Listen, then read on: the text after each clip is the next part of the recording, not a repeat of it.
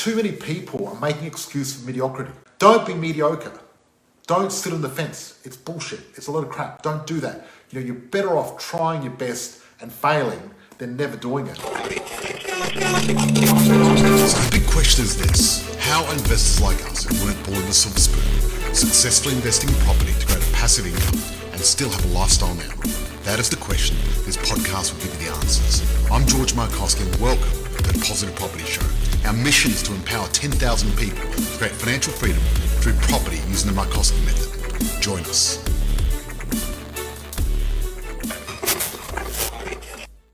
So what we're doing today is we're responding to our haters. So guys, we're responding to our haters, but if you want to comment, have you had any haters? What's going on? Remember, now's the Are You OK week as well. Okay. Right?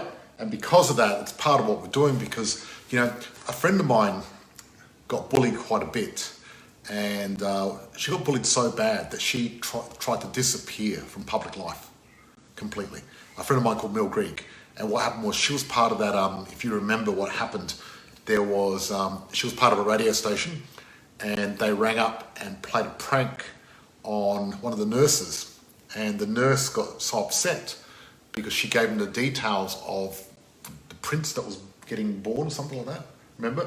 And she killed herself, which is pretty tragic. And a lot of people gave Mel a lot of hate. They were giving her death threats and messaging and things like that. And look, at the end of the day, she was working for a radio station. Me personally, I don't think that she was to blame.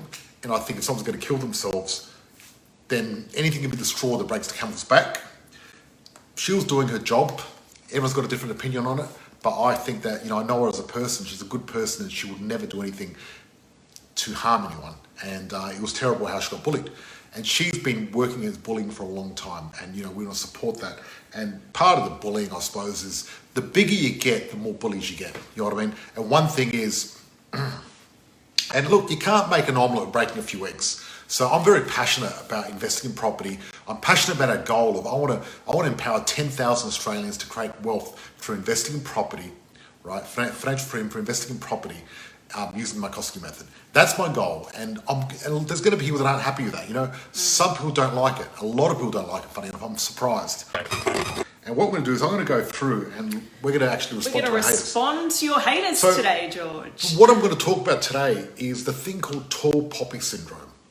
We've got this thing called tall poppy syndrome in Adelaide, Australia especially. It's not just about growing big flowers. Well, no, it's not like the Taliban. They love tall poppy syndrome, but they make heroin out of it. But look, no, the fact of it is, what we want to talk about is tall poppy syndrome because we don't embrace success very much in Australia. And what I want to do is I want to change that, because, Australians have got a great attitude. I love the Australian attitude. And, we're here to help the Aussie battler and help each other out. But unfortunately, when it comes to success and money, we shy away and we're scared of it. We really are.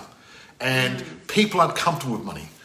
And because they're not comfortable with money, they're not comfortable with success. And then what happens is we end up with tall poppy syndrome. And before we know it, everyone starts cutting people down.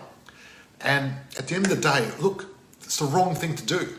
Why is America so successful? Because they've got successful people there, right? Yes. If we want a successful country, a successful community, successful anything, we need successful people there, right? At the end of the day, and, I might offend people, but I'm going to do it anyway, right? So if you're a snowflake, I suggest you turn off now because you're not going to like it. But really, at the end of the day, if you're not being the best person you are, if you're not being prosperous and being as successful as you can be, then you're letting yourself down, you're letting your family down, you're letting your friends down, you're letting the community down. You really are. And at the end of the day, you owe it to yourself to be the best version of yourself. And therefore, we should be encouraging everyone around us, our fellow Australians, our fellow humans, to be the best they can be. If you do something great, I'm all for it. I actually love to hear about people that are successful. Jealousy, envy, you need to get over that because what I find when people are jealous or envy or tall poppy syndrome, really it's all about themselves. It's not to do with the person. And, if, these keyboard warriors, if they, thought, people telling Mel to kill herself, like, please, that's just immature and it's not very nice, and you're tough behind a keyboard, but maybe in real life you're not that tough. And I think that's a disgusting behaviour personally. And the one thing I feel about my haters is I feel sorry for them. Because the reason I've got haters is probably maybe one, they don't understand what I'm doing. And they may think that I'm not genuine. Well, this is going to be a great opportunity to educate they may not them. understand what I'm doing. And look, if you are a hater of mine and you're watching, please pay attention, because I think on our podcast we already had a 1-star review, even though we've got all these 5-star reviews of someone that hates us. And this person's been following me for a while, the Gold Guru. And look, this person, Gold Guru, I don't know what your problem is, but we're going to talk about it, but he doesn't like what we do. Addressing the hater, Gold Guru. He's emailed me quite a few times complaining about stuff, and I really Why would he subscribe to our stuff if he's so much a hater? Who knows, doesn't matter. But there's people out there that are haters, and I know the more famous you get, the more popular you get, the more haters you're going to get. We hit number 76 in Australia on our podcast. Yay! Within That's 7 awesome. days on investing, and we hit number 136. So what's the podcast, George? The podcast is Positive Property. Positive Property. With Positive Property Show with George Markowski. Positive Property Show with George Markowski. That's the podcast. We're going to talk all things property, mindset, success, you name it. We're doing our podcast live. We don't actually do it in a studio. We do it live at our house. And also, not only that, we're doing it live, and we've got an editor that does a quick edit, but basically what you see is what you get. You know what I mean? I'm going to be genuine here. We're not making things up. We're telling the way it is. So let's talk about our haters. So, first hater. So, Albany Wong says, you got to think why they all just want to help you. The reality is that they make their money through selling online courses to suckers who believe they really make that much from their businesses. Yes. So that's a hater there that thinks we make our money by selling online courses, and we don't really make money out of our business. Well, we don't. Our business is educating people. We make money out of property. And educating people. Now the thing is, look guys, we charge for our service, right? We're not the cheapest in Australia. Actually, we're not cheap at all. But the reason we have to charge is because we're very good at what we do. And otherwise people aren't going to take us seriously. Because you only pay attention when you pay, right? When people pay, they pay attention. Also, you get what you pay for. Yeah, and look... I don't think there's anyone out there working for free. Yeah, so... Mr. Wong. So look, at the end of the day, yes, we do charge. True, totally. And the fact of it is... When you're learning off the best of the best, you got to sort of pay for that time. Look, I've spent 20 years perfecting property investing, right? And, I'll walk my talk. I know what I'm doing. And that's the thing, I'm so sick of those fake gurus out there. There's people out there that pretend to live a great lifestyle and take photos, all these amazing photos all the time, and then they're like... pretend they're a successful business, and they sell their idea about being successful, of living a lifestyle they don't really live. Now, the fact of it is, this is me, this is the way it is. And I'm not saying you need an amazing lifestyle, because I really believe that when you first start out, you've got to be tight. I struggled to make ends meet. And actually, we're going to talk about that in a second. Give me another hater. I want to talk to this hater. Have you had any haters online? Any keyboard warriors? What's the worst thing that's happened to you? What do you think of haters? Today's all about haters, and I'd love to get some feedback. Look, the fact of it is, like that song. How does that song go? Can you sing it, please? No. Come on, let's do it. Haters gonna hate, guys. Whenever you're doing something in your life, you're always gonna have, someone who's got their opinion. And I think in today's society, it's really quick and easy for people to be keyboard warriors and hide behind their screens and their keyboards, and even do things crazy like make fake accounts and try and bring other people down. What really annoys me the most is when people attack small business owners, because look, we are the backbone of Australia.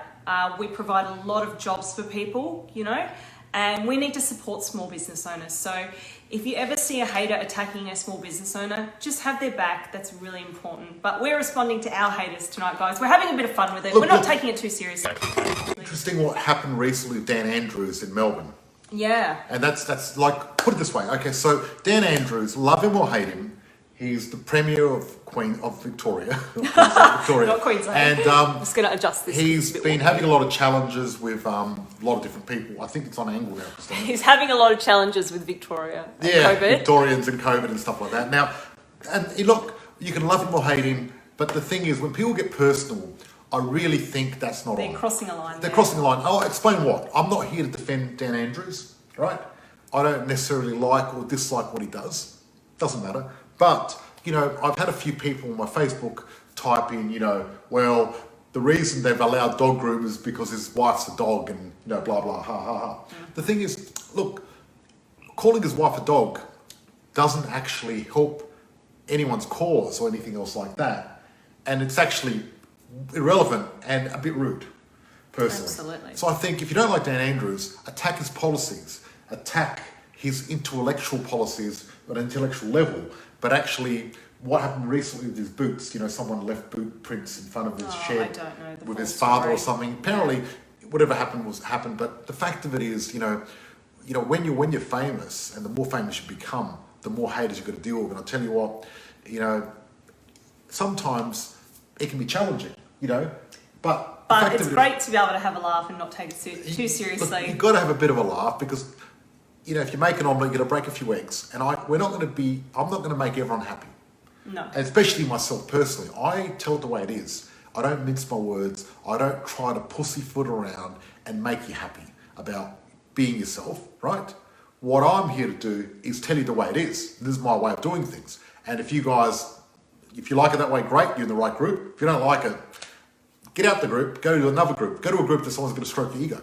I'm not here to do that. I'm here to create 10,000 property millionaires. Someone's got to kick your butt and really put you in line. Because a lot of people out there need their butt kicked, and I'm here to kick it, right? Because really, at the end of the day, I really think we need to really get a little spoon of cement, get out there and do it. Let's stop whinging about COVID and the government and everything else like that. Or the banks, it's too hard to get a loan. And let's just do it, right? Where. There's always going to be a reason why you can't do it. There's a lot of pussies out there, right? There really is. And the fact of it is, I'm here to stop you from being a pussy. And look, we get a lot of members all around Australia. And what happens is, they're not used to, someone being strong with them, because at the end of the day, everyone's responsible for their own success.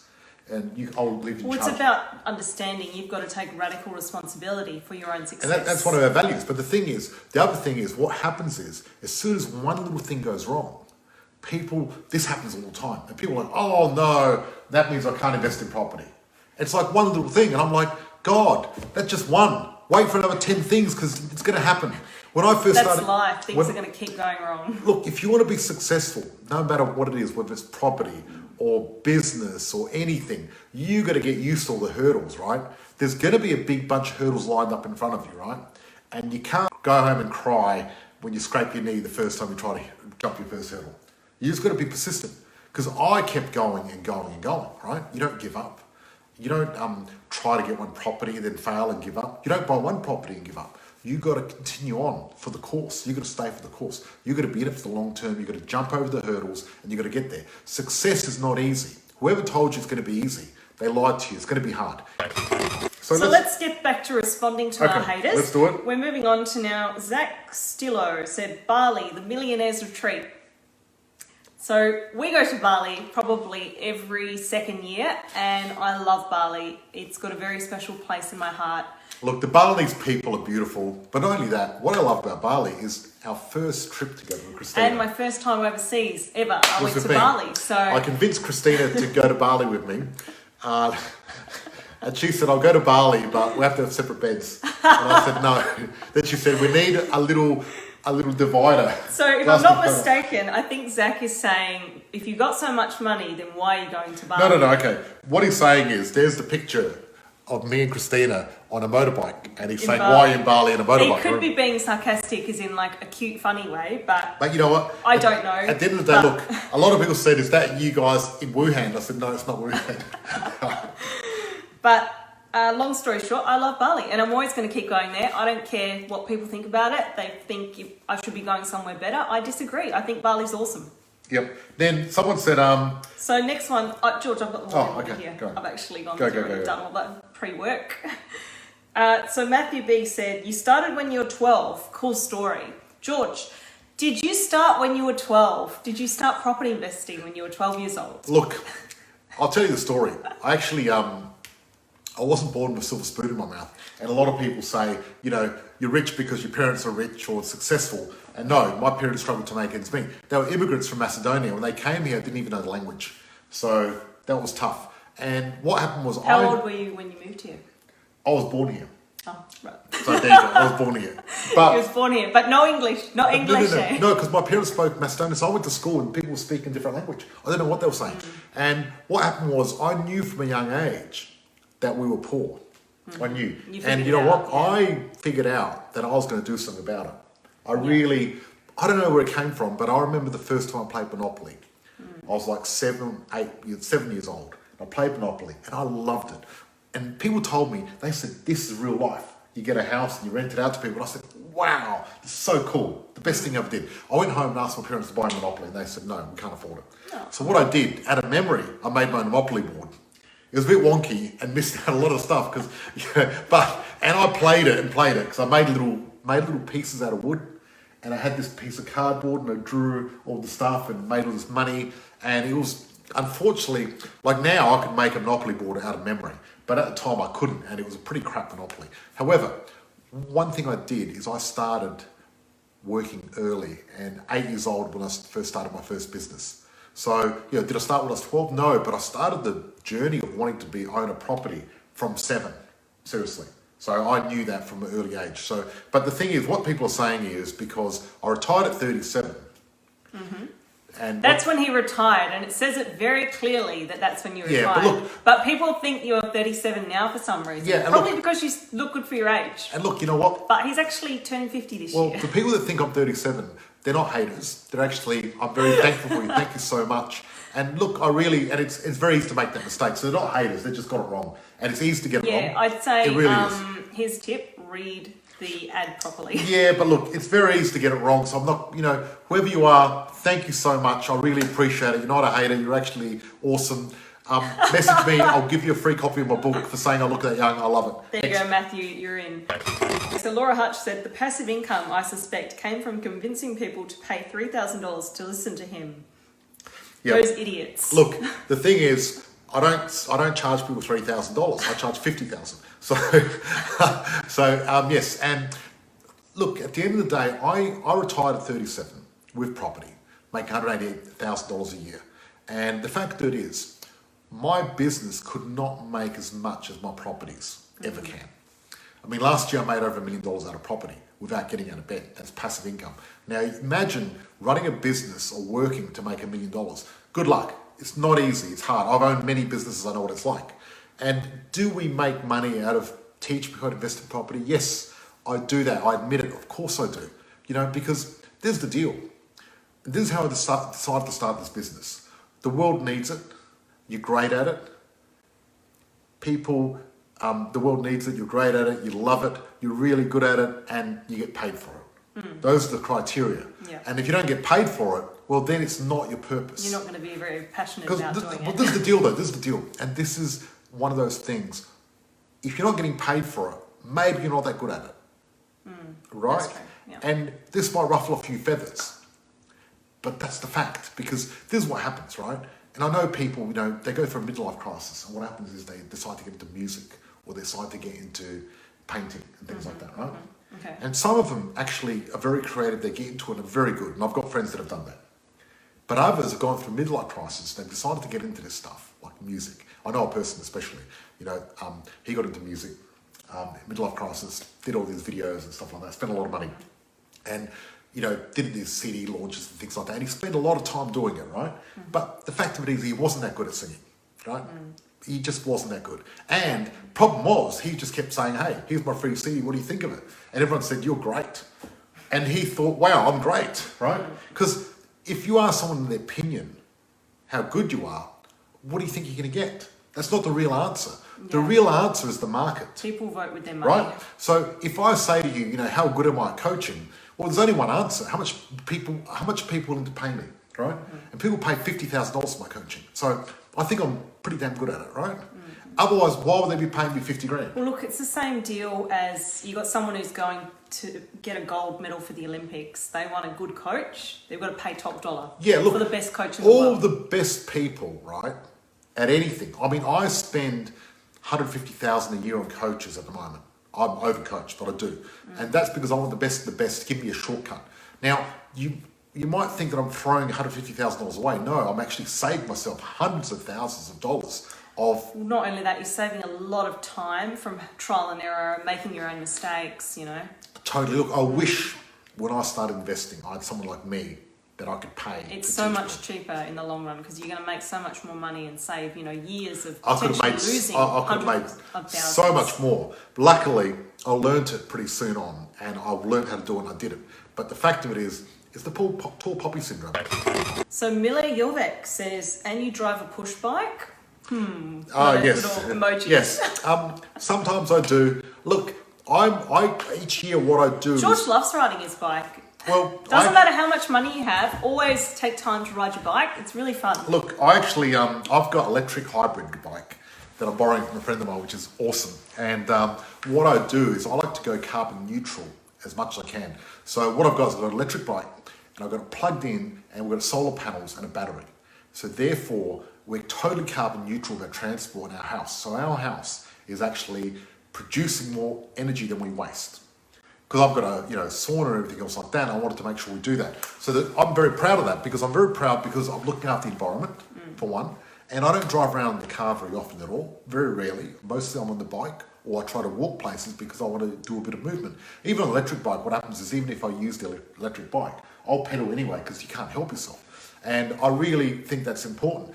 Look, you know what? You don't have to own 5 Ferraris and 10 Lamborghinis to be successful. And if you want to own them, that's okay as well. You know what I mean? I think both sides are okay. Whatever you want to spend your money on. Definitely. So we've already touched on this one briefly before, but Kobe McAllister said, with the family's money. Well, no, obviously. We know that George and myself actually, we both grew up from families that struggled to make ends meet. They never invested in property, so we're both from families that are relatively poor, and we wanted to be different, and that's why I work so hard, and still every day, I work so hard to make sure that I'm laying the foundations for, a really strong financial future where I've got my passive income set up and working, and I'm just growing that every single year, which is great. So there we go. That's that one.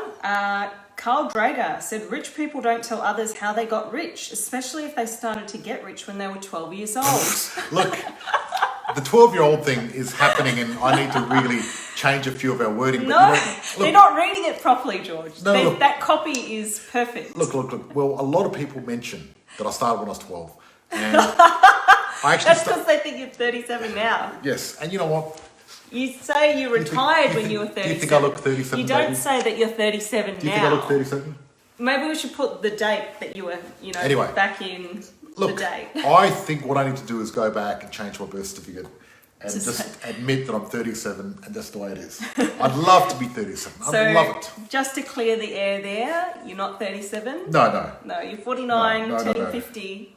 Nope. Okay, so Sue Beatrice said, so basically buy a cheap house somewhere in Australia where the rental market is high so that you can rent out for enough money to cover your costs, ? This is quite a genuine question. Yeah, it's a good question, That would actually. be great for you to answer. Yes, look, one, I don't believe in buying cheap houses in the middle of nowhere, right? No, that's not Yeah. a good strategy That's- at all. that's Don't it. do that. That's it. The important thing is, when investing in property, is getting the right strategy and getting the right area and doing everything right. And the fact of it is,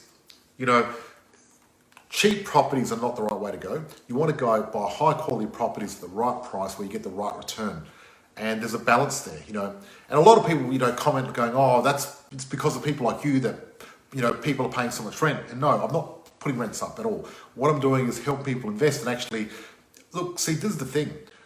When you invest in property, one, you're making your life better.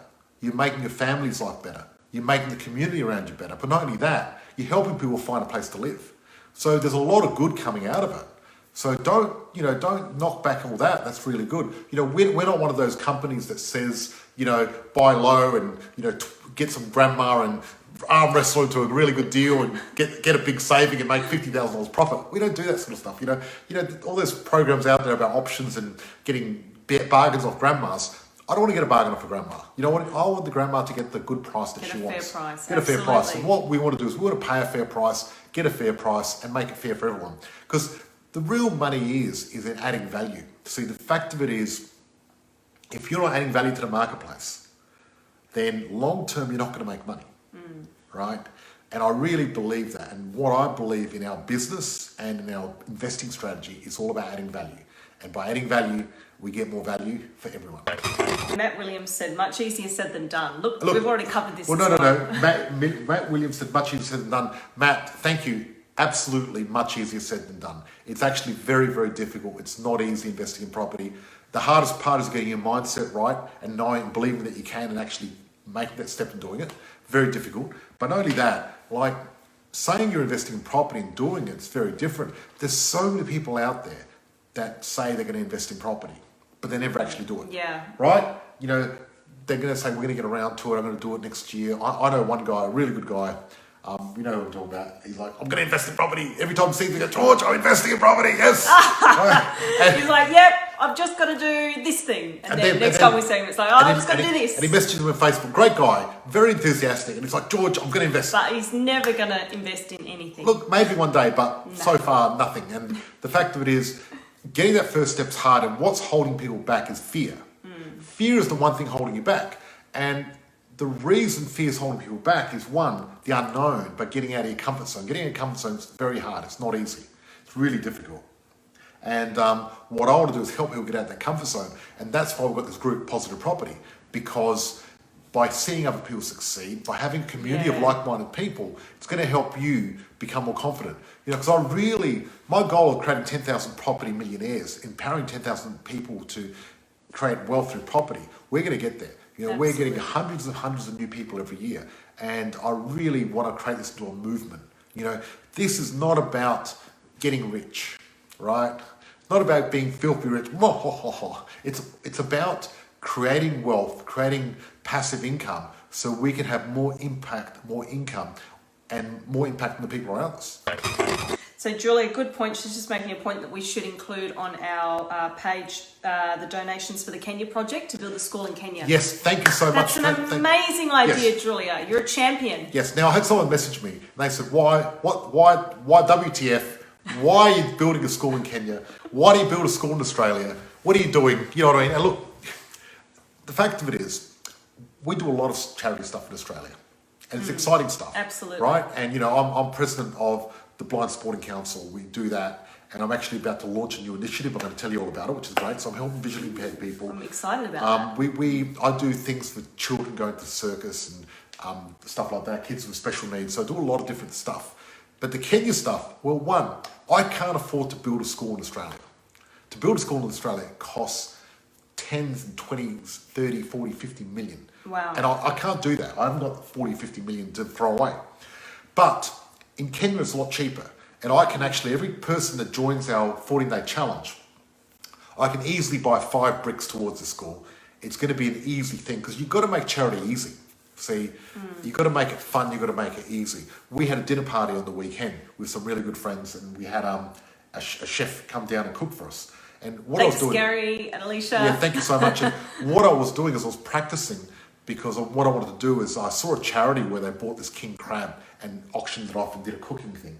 And what I want to do is I want to do something new like that, and I wanted to practice. And luckily I had to practice because you know, everyone else did a great job except for me. And I was trying to open a bottle of champagne, and the video's coming out soon, and I cracked it open. And unfortunately, I used the wrong knife, the wrong technique, and it was terrible. It was very embarrassing, but you know, it is what it is. And the fact of it is, I've learned a lot. And what I want to do is I want to make charity fun. And I want to be more like B1, G1. That's what it's all about. You know, buy one, get one. Because every time someone does something good in our company, in our group, I want to give to charity as a reward to charity and for people. Every time we make money, I want to give, you know, because I think it's important. That's why the 14-Day Challenge is our first project, and I've actually got many more. We've got you know 3 or 4 different projects coming up, you know, very soon, all around the world, including Australia. And why am I not doing just Australia? Because I do want to have a consciousness. I really want to start thinking worldwide, because for some reason, that's what I want to do. And you know, if you're not happy with it, that's bad luck, because that's what I'm going to do, because that's what I want to do. And it gives me... because there was a hater that said, why are you building a school in Kenya? And they were very upset about it. Yeah, and look, that's because I think if you're upset about us building a school for children in Kenya, you really need to take a look in the mirror. No, I get it. Because what you're saying I is... don't No, I get it, because what you're saying is put the money in Australia. And we already are putting money in Australia. This is a small portion of the money, and it gives me pleasure. Why are we doing all this charity stuff? I'll tell you why. Because I'm selfish. I get pleasure out of giving. I love it. So I'm a selfish bastard that wants to give. No, but true, I do. I get a lot of pleasure out of it. I'm going to really enjoy building the school. I enjoy helping the visually impaired people. I just love doing it. And I'm doing it because I love it. And that's why people give to charity. And that's a good reason to do it. But guys, it's a really good position to be in life when you're that high up Maslow. And I'd love to talk a little bit about Maslow's hierarchy of needs, because I really feel what we're focusing on here with positive property and the property investing and creating a passive income for you all is getting that money side working for itself, so you don't have to stress about the day-to-day. You know, most people live, you know, hand to mouth, week to week, and if you can get beyond doing that and go up on Maslow's hierarchy, it gets you to the next level in your life, and then you can actually think about things like charity, because if you're struggling to pay your bills, there's no way you're going to be thinking about donating to charity. So it's a really good position to be in life when you are at that level and you've got your money side of your life actually ticking away, just working in the background, and you don't have to do much. At the end of the day, for some people, it's a bit of a process on the road. It's a journey. And I don't expect you to start giving to charity yet if you're not ready yet. When you're ready, you're ready. Absolutely. And what I want to do is just help everyone along that journey. And we're along that journey now, quite far up where we can do that. And I love it. It's great. And, you know, but the thing is, not only have we got a lot of haters, we've got a lot of people that love us too. So, absolutely. You know, the thing is, for every person that says, oh, you're a fake guru, you're a scam artist, blah, blah, blah, then I have another person saying, like, you're practically Jesus, you saved my life, you're awesome. So it's fantastic that I get the opposite, you know what I mean? And a lot of people say, and a lot of people comment, and I love it, and thank you so much. They're saying, look, no, George's the real deal. He actually knows what he's doing. He believes in it. He's very good. And we've got a lot of our members and people in our community sticking up for us. And you know what? I just want to say thank you so much, because we haven't acknowledged that. And, you know, there's a lot of haters out there, but because we're getting so much more likes, so much more people actually giving positive, to me, it's great. Because for every, 5 to 10 people that say something awesome, there's one person that says something bad, and that's okay, you know what I mean? I don't mind. And that brings me to our podcast. So, Positive Property with George Markowski. Look it up on iTunes, guys. Look it up on your podcast The Positive apps. Property Show. Guys, I'm going to put a link in. Please check it out. And please leave us a review. We would love that. Yes, We'd really appreciate that. I'm going to do a competition next week, actually. Awesome. So you might, so give us a review. I'm going to be rewarding everyone for doing the right thing. I'm very grateful that we already hit number 76, which is pretty cool, within a week. Thanks, Julia. Julie said, I actually think people are just jealous of you, George and Christina. Thank you, Julie. You're so awesome. Thank you.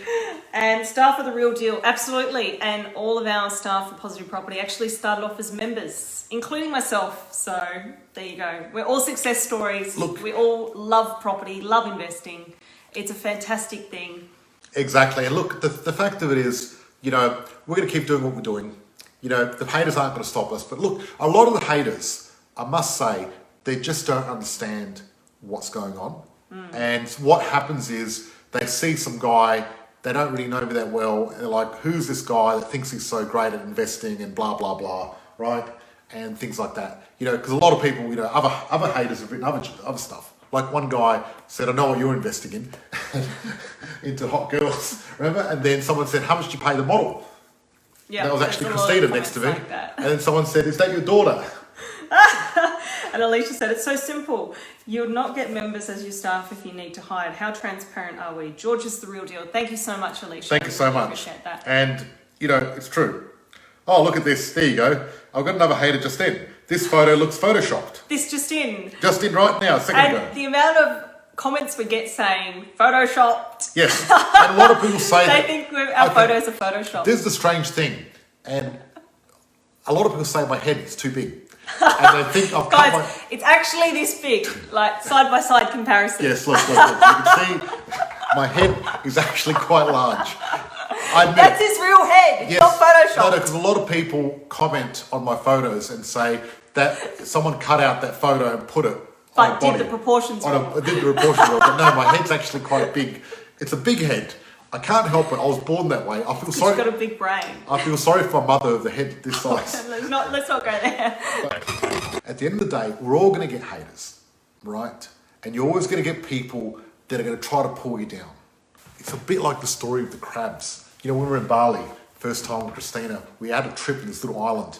And on this little island, there was this Balinese guy who was catching crabs. And we had a bit of a break because we just had an ATV ride through the bush. Oh, yeah, right? and I just got covered in mud. We were covered in mud, and we were relaxing on this beach, waiting for our transport to get us, because they came with no seatbelt, and I said, no, bring another car. But anyway, so we're waiting there, and there's a guy on the beach catching crabs, and he had this big pot full of crabs, and I went and said hello, and he didn't understand much English.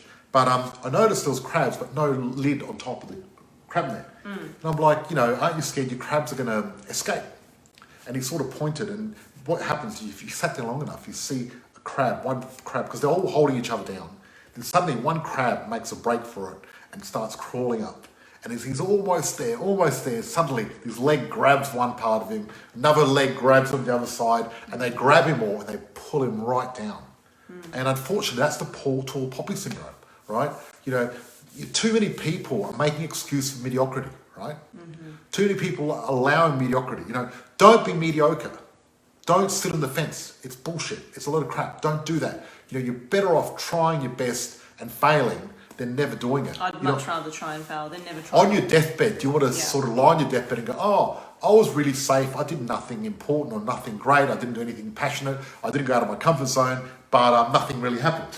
Or do you want to say, you know, I went and tried this. I did what I wanted to do. I gave my best shot. Whether you failed or not doesn't matter. You tried. I'd much rather try and fail than not try and not fail. And you never really fail, you learn. There's learn. Always a lesson. There's always a lesson, and look, when you fail, you learn how not to do it. Absolutely. And really, experience is what it's all about. And, you know, I think, you know, in our modern society, we've become wrapped up in cotton wool. We're too scared to take any challenge, any stuff, and we're just too scared to do it. You know, if you want safety, you know, because a lot of people say, yes, you know, Lisa, no regrets. Exactly, that's right. Look, if you want, so many people want safety, you know what I mean?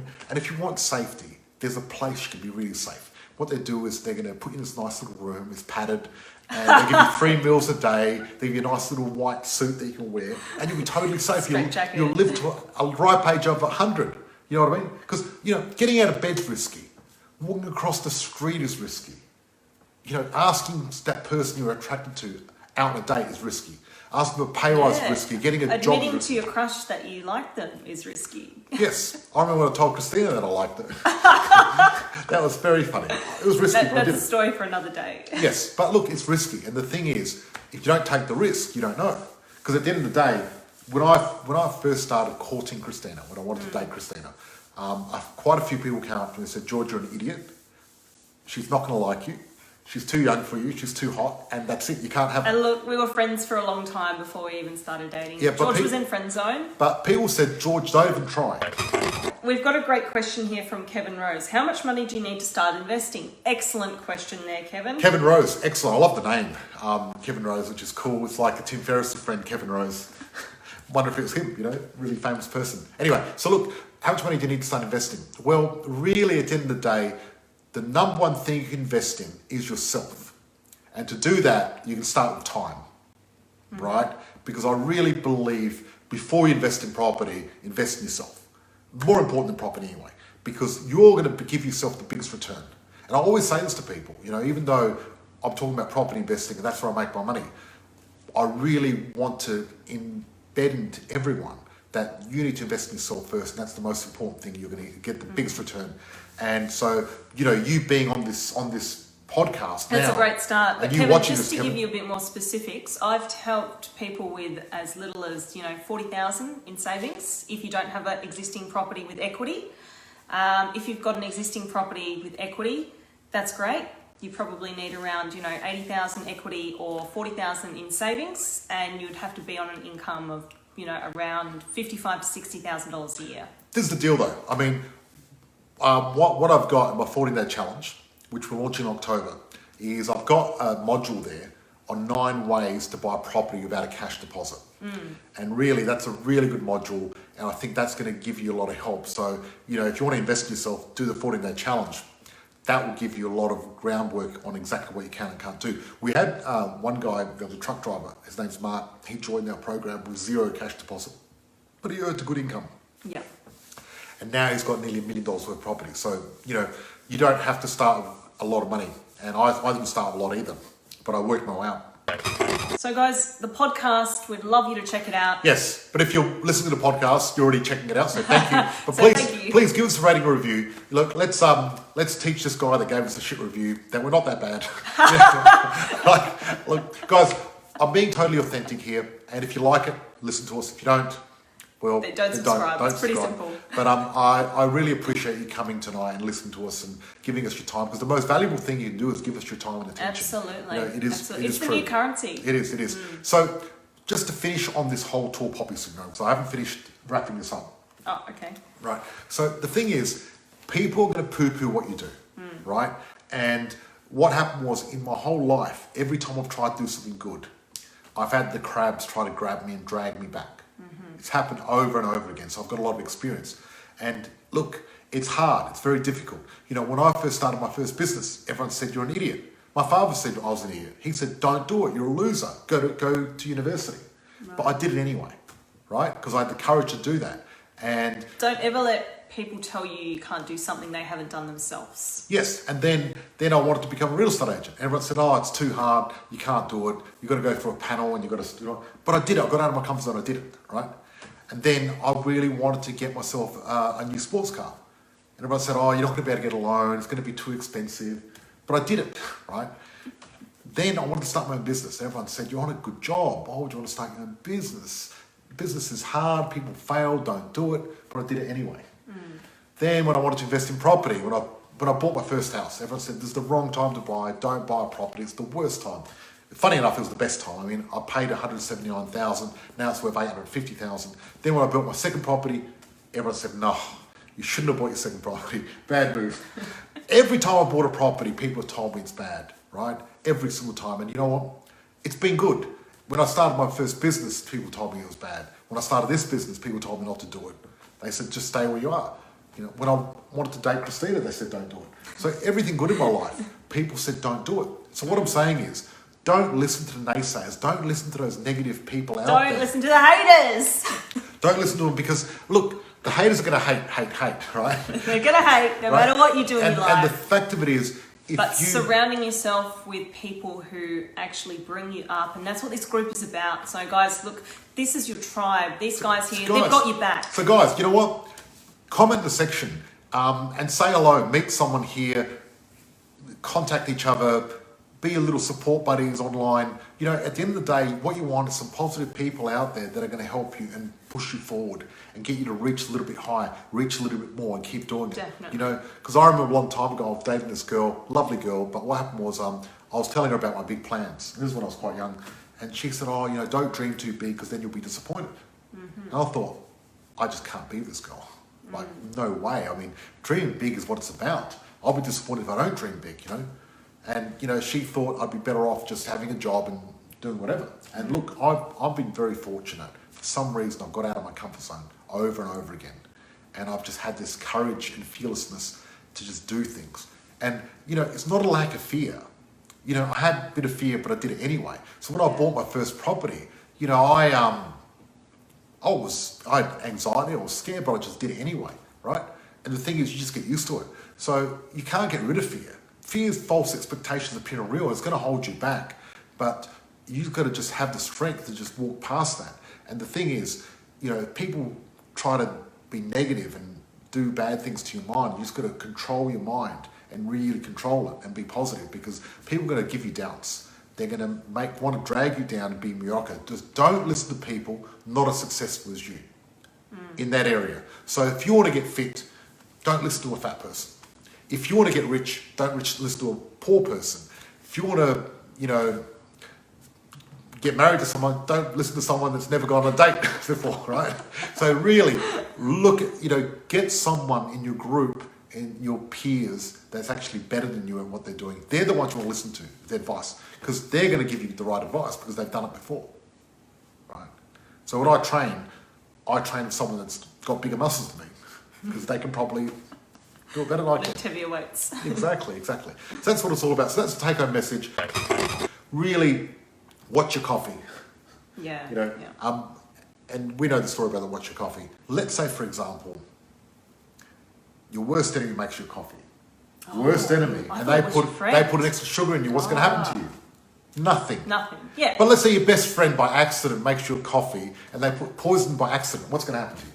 You're going to die. You're going to die. So what's the moral of the story? Watch your coffee. But what he's saying is, that a lot of times people that are close to you, by accident, are poisoning your mind through negativity and mediocre. It's not the enemies, because you're not listening to the enemies. You listen to your friends and peers, and that's why you've got to watch your coffee, because they're the ones telling you can't do this. They're the ones saying, be like us, because they're not comfortable with you getting out of your comfort zone. So that's what it means. That was the story. The moral of the story, watch your coffee, make sure you don't accidentally get poisoned either by your friends or your peers, and make sure you've got a positive diet and have positive things coming into you, right? And thank you everyone for responding. Any other questions at all while we're here quickly? That's it. I can't read anymore because my iPad actually died. Okay, here we go. It's, could you read this one out, please? Yep. If having permission to fail but keeping the eye on the prize, and in the most instances you will succeed. And if you fail, you'll see it a lesson for growth. Absolutely, Frederico. Beautiful, fantastic. And look, exactly. You know what? Giving yourself permission to fail is important. And look, not wanting to fail is ego, right? That's the fact of it, because all of us have got the ego, and when we fail, your ego gets hurt. And what happens is our ego stops us from being authentic, vulnerable, real. Ego is the enemy. Ego's the enemy, it really is. And Ryan Holland wrote a book about ego, an amazing book about ego's the enemy, and I really believe it. And I think at the end of the day, all of us have got ego, but we can't let our ego control us. And I'm willing to be vulnerable, because at the end of the day, my ego is not that delicate, luckily. And as you get older, it becomes... Depends on what you do in life. Exactly. Whether, you evolve or stay the same. But exactly. Yeah, you never fail in life, you always learn. There's a lesson to be learnt there. Excellent. So. Thank you so much. I'm very grateful for everyone joining us. Thanks. If you liked our podcast, please give us a rating and review. If you didn't like it, don't give us a rating and review. Thank you. Talk to you soon. Bye. See you guys. Have a good night. Thank you for listening. I'm grateful for all our listeners around the world. If you found this podcast valuable, please share with someone that might find this useful, and please join our tribe of purpose-driven investors, increasing income and impact in our Facebook group, Positive Property. Please note, with a multi-million-dollar property portfolio and a passive income, I've become incredibly successful in investing in property. The fact of it is, however, many people may find investing in property challenging. It's not easy, and it takes a lot of hard work. However, becoming educated to make an informed decision and having the right advisors gives you the tools you need to succeed. The most important part of this formula, however, is to actually take action and apply that knowledge. It is important to understand the information I share is of a general nature only and is not taking into account your unique circumstances. If you're considering investing in any asset class, you need to seek the advice of an independent professional advisor who will be able to look at your specific situation. Be sure your advisor has actually achieved the kind of results you're seeking. Many won't have, so beware. We've taken great care putting those educational resources together. We'd be surprised if you didn't find any errors or omissions. If you do, our legal team says we have to say we're not responsible for those.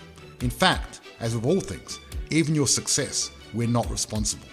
That responsibility always has and always will come down to you and the actions you take. We're passionate about supporting you in that process and helping you increase your ability to create wealth, live the life you desire, and provide all the things you dream of for you and your family.